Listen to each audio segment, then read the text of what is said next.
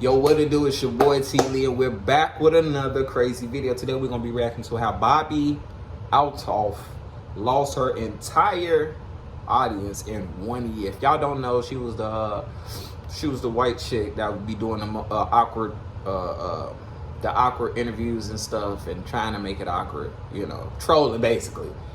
You know what I'm saying? It was cool at first, but then I guess the hype was just fizzling out. You know what I'm saying? I don't know what she's doing right now, so I can't even say she fell off or anything. We don't know what people be doing. Just because they ain't in a limelight don't mean that they're not getting some bread. I ain't saying she broke.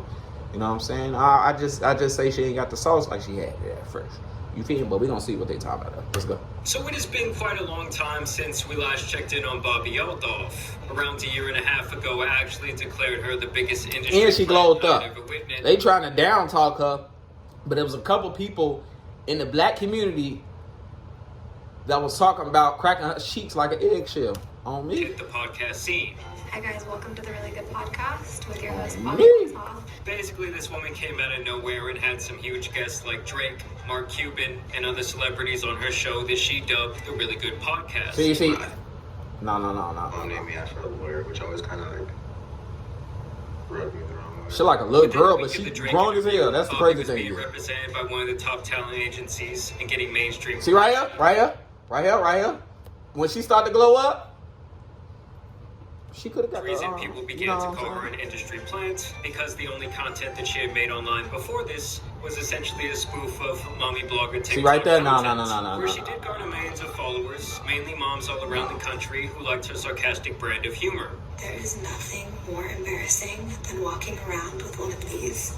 Everyone knows how Dang, her face look different. She claims that she parlayed this TikTok career into another career in podcasting after she offered her followers $300 if they could get a celebrity to come onto her podcast. There's like a fighter's fee, right? You said if you get a celebrity, I will pay you. That's when she was blowing up right there. She says that this offer at first she was looking dry. She looked like which would in turn lead to her being in bed with Drake. You can picture her to be like the slightly more successful Hawk Tua girl. To me, their careers actually draw a lot of parallels to each other. But when nah, I ain't even gonna lie.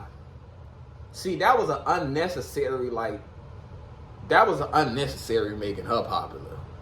That was unnecessary. Off of that, y'all freaky bastards.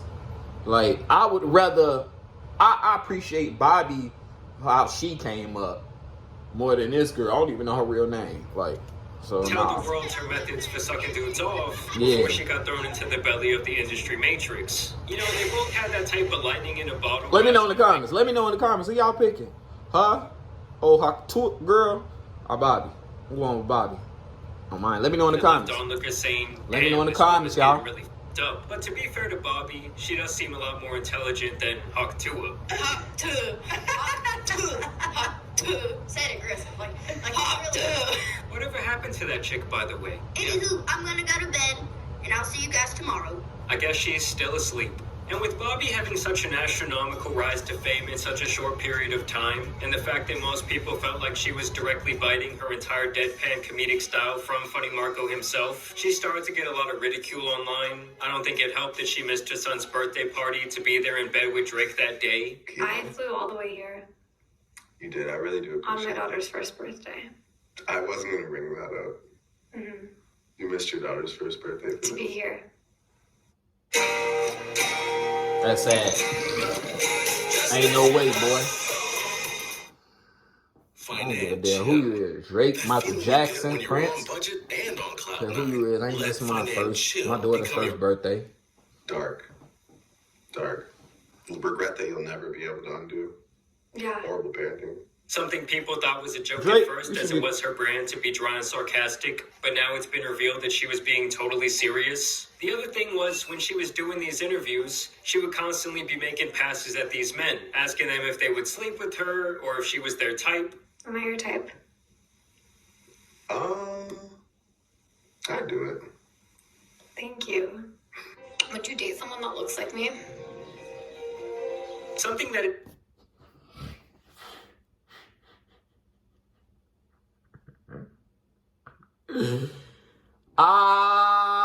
Drake said, I'll do it. I know what he mean. Okay. And the black man lingo, well, I don't know. he basically said she's crackable. And then she is crackable. She ain't nothing you going over the hills for anything. But she is crackable. You know what I'm saying? A little nice vibe one day, chilling, sipping wine. You know, got your joints in. You might get it. Not only strange to do as an interviewer, but also it got even more wild when people found out that she was still married. Strange So? enough, the dude would actually file for divorce the very same month the Drake podcast came out, which led to quite a bit of speculation online. I do it. One thing I would say is that when it came to the Drake mistreatment, deleting her interview right after it started going viral and hating at his concert.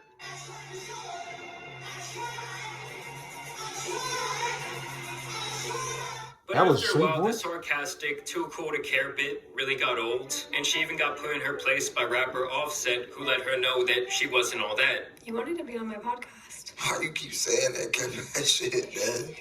I honestly didn't even want to do this shit. I don't fucking do interviews. You heard me. You already told me. You looked me up. I'm walking out on bullshit. I'm fucking with you because they're making me. As a matter of fact, he cooked the hell out of her. You need a little bit of seasoning. You ain't got no seasoning, man. You like a plain... I think this is the day that she was like, because after this, she started adding a little seasoning. No cap. No cap. All set, put on set. Chicken just on the thing, you pull it off, and then you serve the dish. You need some motherfucking seasoning, man. You can leave now. This is my hotel. I paid for this motherfucker. You can leave now. What y'all girls be doing?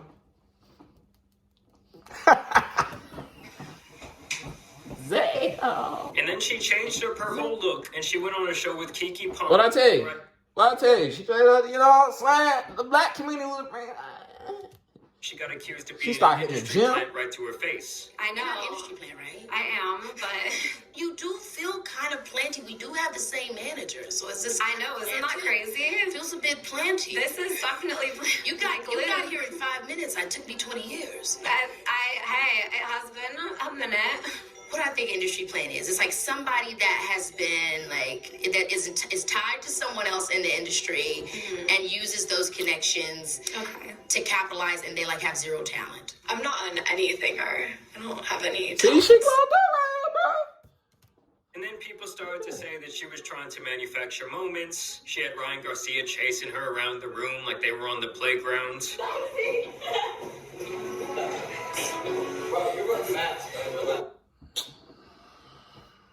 Let me just let this corny shit. He would later tweet out that they had this intimate situation after that was recorded, and she continued with this reputation. Hold on. Tweet out that they... He This just... intimate situation That after is that not was he. recorded, and she continued with this reputation that she was kind of being bounced around the industry. This is stuff that don't be liking. Like, motherfuckers just be chatting.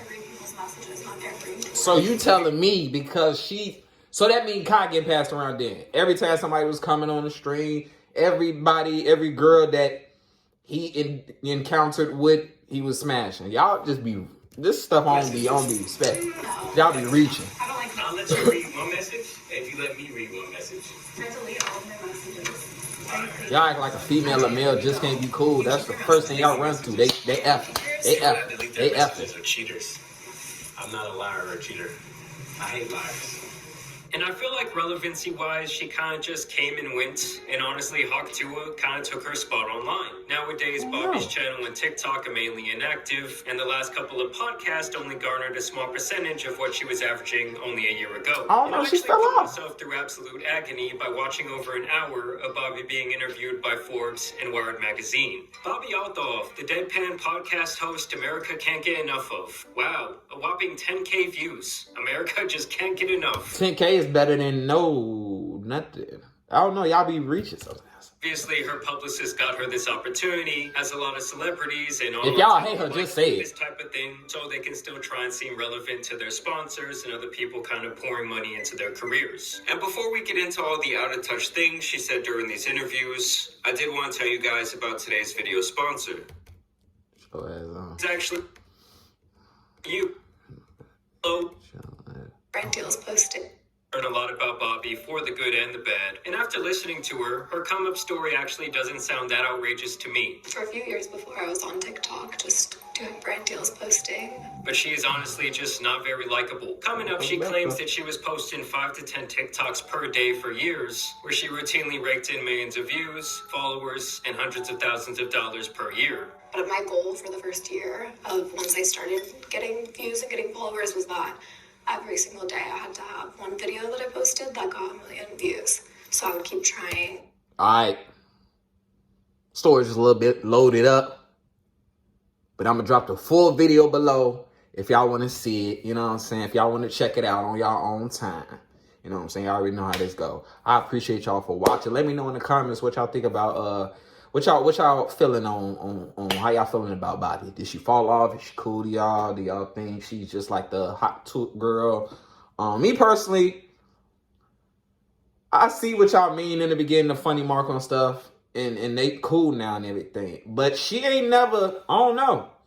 She ain't never did no out of line stuff to me. She might have did some stuff that annoyed me, and I'm like, oh my God, but she ain't never did no out of line stuff in my eyes. Shoot. It would irritate me when she would try to, with certain interviews and stuff. But other than that, cool on my end. I don't go with the bandwagon of hate and stuff. You know what I'm saying? But let me know in the comments, man. Make sure y'all like, subscribe, turn on that post notification bell. We on the road to 100K subscribers, and I'm out.